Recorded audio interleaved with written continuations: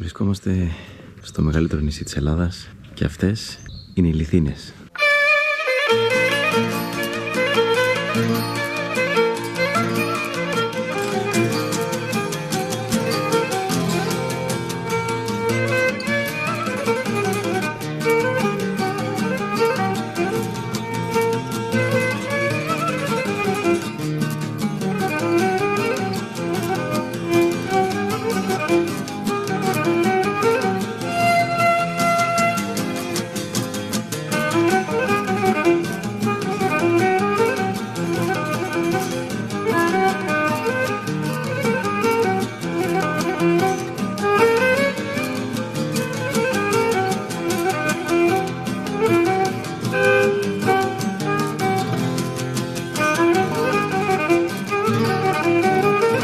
Οι Λιθίνες βρίσκονται 26 χιλιόμετρα νοτιοδυτικά της Ιττίας και είναι χτισμένες πάνω σε ένα λόφο σε υψόμετρο 276 μέτρα.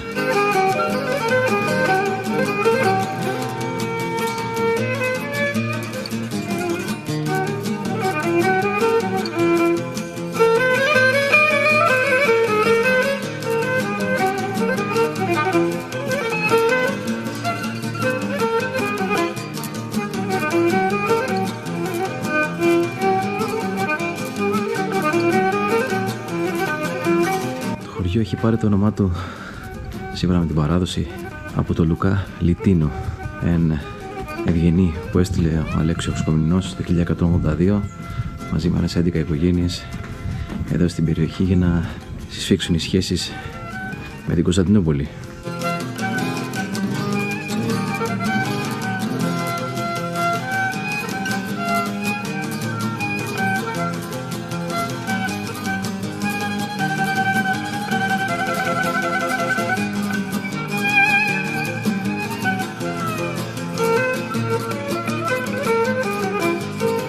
Άλλες πηγές πάλι θέλουν τον Νικηφόρο Φωκά περίπου το 961, μετά από επιδρομές Σαρακινών, να στέλνει εδώ την οικογένεια των Λιτίνων να εγκατασταθεί στο χωριό.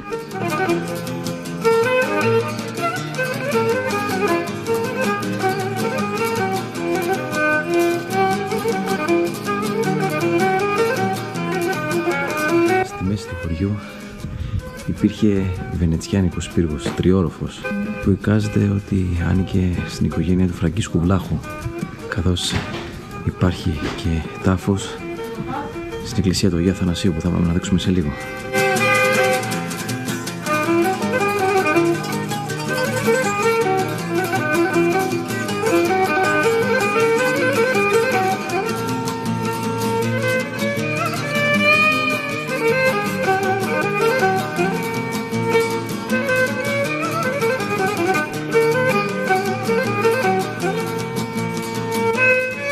Όταν οι Τούρκοι κατέκτησαν την επαρχία της Ιττίας, βρήκαν τον πύργο σε πολύ καλή κατάσταση και το χρησιμοποιούσαν και οι ίδιοι. Βέβαια καταστράφηκε το 1828.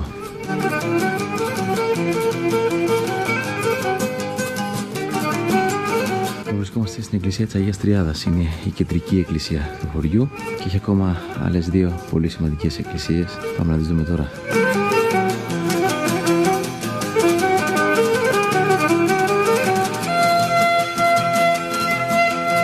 Το κτίριο ήταν το παλιό σχολείο, έχει γίνει τώρα το κτίριο του συλλόγου.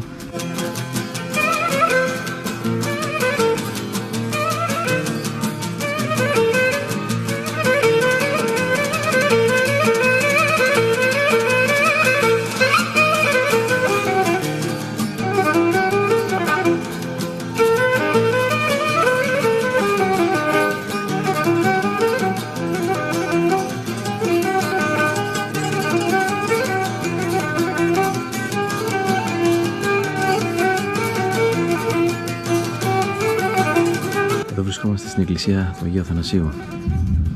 Κάπου εδώ βρισκόταν ο πύργος, ο οποίος καταστράφηκε το 1828.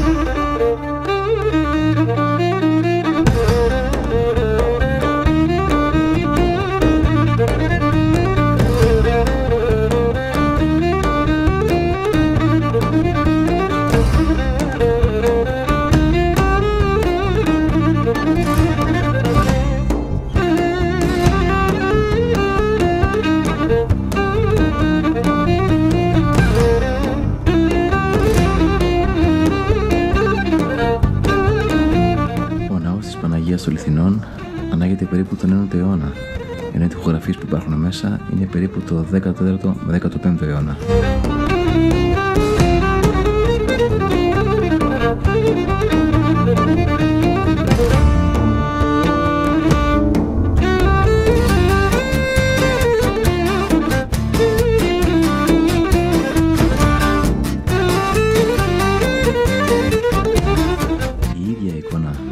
Των Λιθινών ανάγεται περίπου το 12ο αιώνα, ενώ υπάρχουν πάρα πολλά αφιερώματα από τα τόσα πολλά θαύματα που έχει κάνει, καθώς θεωρείται πάρα πολύ θαυματουργή.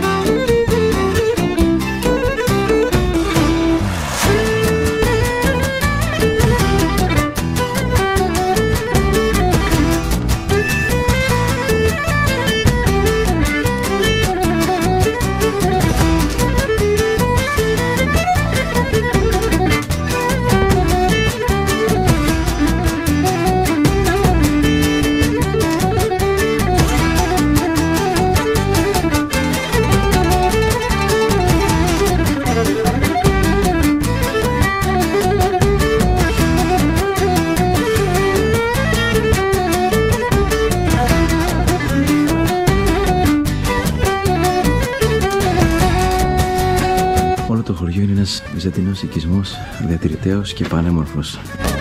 Αυτό το χωριό κατάγεται ο πατέρας μου και συνεπώς κατάγομαι κι εγώ.